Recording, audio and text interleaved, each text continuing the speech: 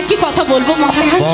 মহারাজ, আমি কি একটিবার জানতে পারি কোন অপরাধে আমার খুঁটির সাথে বেঁধে আপনি আমাকে কারাগারে বন্দী করেছেন? বলুন মহারাজ, বলুন। জানতে চাও কেন তোমার স্বামীকে আমি ওই ঘরের খুঁটির সাথে বেঁধে তোমাকে অন্ধকার কারাগারে আমি নিয়ে এসেছি?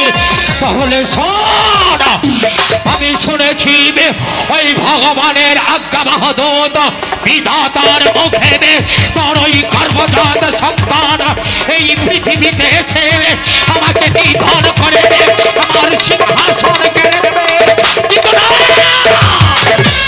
আমি হতে দেব না। তোর ওই গর্ভজাত সন্তান তোর গর্বে কখনো হতে। মহারাজ, এই কথা সত্য মহারাজ, আমি তো আপনার রাজ্যের প্রজা, দিন ভিখারি। কেন কেন মহারাজ? ভগবানের আজ্ঞা বাহু যা বলেছে সম্পূর্ণ মিথ্যে। আমাকে আমার স্বামীর কাছে